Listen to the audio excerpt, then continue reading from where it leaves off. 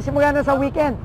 So matatraffic lang pero ayusin natin to para hindi na kayo sa sempla. Reinforced concrete na ba tayo? 24/7 muna para 6 months tayo. Ang gagawin natin dito, of course, with DPWH is yung magandang quality na concrete ang ilalagay at yung baka. Ang reforma sa DPWH ay nagsimula na. Nagpasok tayo ng mga bagong graduate kasama ang mga tuwid at maasahang mga job order at contract of service. Bukod sa mga flood control project, lahat ng mga proyekto ay sinuri at tiniyak na talagang kinakailangan at maayos mula sa plano, presyo hanggang pagpapatupad. Para walang overpricing, sinigurado natin na ang mga materyales ay ayon sa presyo sa merkado. Bantay sarado ang bawat proyekto at nakalaang pondo sa Transparency Portal, Integrity Chain at makatuwang na ang mga civil society organization. Parang sungkaan eh. It is really bad. Naranasan mo yung gano'ng kabako-bako. Biyahe kasi matagtag. Sinumbong sa akin ni Mayor West itong Maysan Road. Kita nyo naman, talagang sira-sira. Kawawa yung mga, lalo na yung mga motorsiklo, maraming sumisemplang dito. Kaya para pong nasa buwan na tayo dito, tumatalon-talon tayo, tuwing nagmamaneo. Ako sa na-accident. Sisimula na sa weekend. So matatraffic lang pero ayusin natin to para hindi na kayo sa sempla. Reinforced concrete na ba tayo? 24/7 muna para 6 months tayo. Ang gagawin natin dito, of course, with DPWH is yung magandang quality na concrete ang ilalagay at yung baka. Meron po tayong magagawa. Imbis na bumaha tuwing tag-ulan, ang gagawin natin ay iipunin natin ang tubig para mapakinabangan sa panahon ng tagtuyot. Pero ngayon, andito tayo para simulan ang solusyon. Meron po tayong ginagawa at meron po tayong magagawa. Imbis na bumaha tuwing tag-ulan, ang gagawin natin ay iipunin natin ang tubig, ipunin natin ang tubig, ipunin natin ang tubig para mapakinabangan sa Talagang inutusan ako ni PBBM. Nakita niyo naman, magkasama kami kahapon sa Pasay at sa Parañaque. Sabi niya, ikot lang tayo ng ikot. Kausapin natin yung mga mayor natin.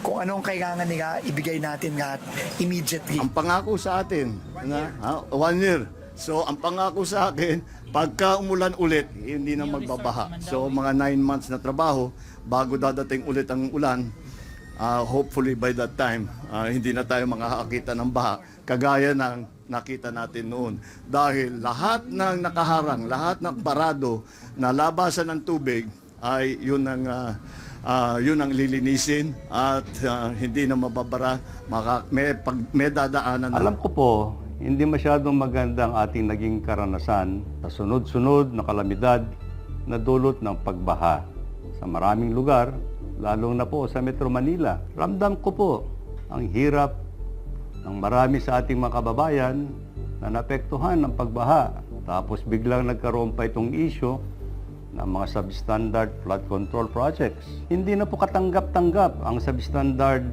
na paggawa.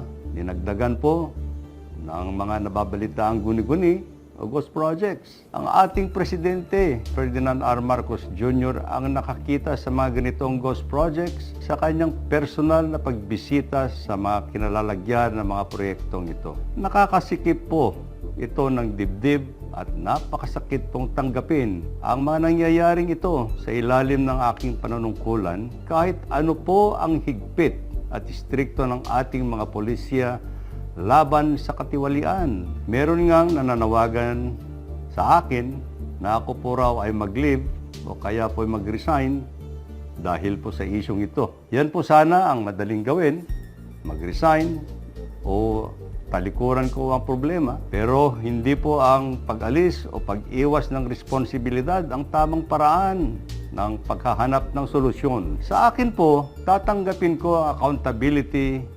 Pero tandaan po ninyo, hindi ko po kukonsintihin at papayagan ang anumang uri ng korupsyon na nangyayari. Kaya nga po, nananawagan tayo sa ating mga kababayan na tulungan ninyo po ang ating Pangulong Bongbong Marcos na puksahin ang maling sistema na ito na sumisira sa magagandang layunin at paglilingkod ng administrasyon. Hindi tayo papayag na lapastanganin ang sinumang tiwali sa DPWH, kontraktor o kahit sino pa ang maglustay ng pundo na nagmula sa dugo at pawis ng ating mga kababayan.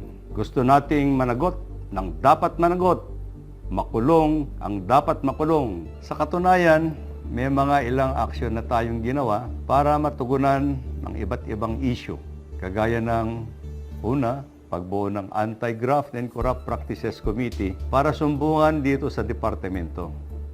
Pangalawa, pagpataw ng preventive suspension sa mga empleyado ng Bulacan 1st District Engineering Office mula sa District Engineer, Assistant District Engineer, at lahat ng section chiefs. Pangatlo, pag-reassign po sa Regional Director ng Region 4B. Pang-apat po, pagpataw ng preventive suspension sa District Engineer ng Batangas 1st District Engineering Office na nagtangkang manuhol sa isang kongresista. Panglima, pag-reassign sa Regional Office ng mga Assistant District Engineer at lahat ng mga Section Chiefs ng Batangas 1st District Engineering Office. At pang-anim, tuloy-tuloy po ang pag-validate kung nandiyan pa ba ang mga flood control projects sa Bulacan at ibang probinsya ng Region 3, Region 4B, Region 6, 7, and 8 sa mga isinubmiti nating listahan kay Presidente na nagawa ng flood control projects mula July 2022 to May 2025. Samantala, meron ng sinasagawang fraud audit ng Commission on Audit sa mga kaduda-dudang proyekto sa Bulacan 1st District Engineering Office at hayaan na po natin na silang mag-imbestiga ayon sa kanilang mandato. Hangad po nating lahat ang kalutasan ng problemang ito na kagagawan lang ng ilang sangkot at mga iskalawag. Kaya po kami nananawagan na magtulong-tulong tayo. Taas noo ko pong sinasabi sa inyong lahat. Mas marami po ang matitino at mahuhusay na mga tao sa DPWH.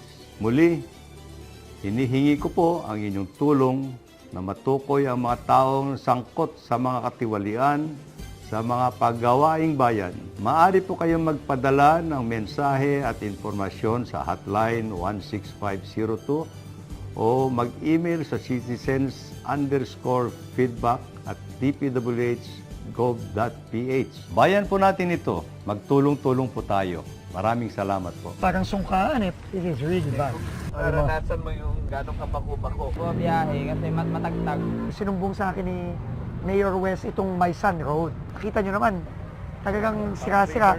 Kawawa yung mga, lalo na yung mga motorsiklo, maraming sumisemplang dito. Kaya para pong nasa buwan na tayo dito, tumatalon-talon tayo tuwing nagmamaneo. Ako sa na-accident. Sisimula na sa weekend. So matatraffic lang pero ayusin natin to para hindi na kayo sesemplang. Reinforced concrete na ba tayo? 24/7 muna para 6 months tayo. Ang gagawin natin dito, of course, with DPWH is yung magandang quality na concrete ang ilalagay at yung baka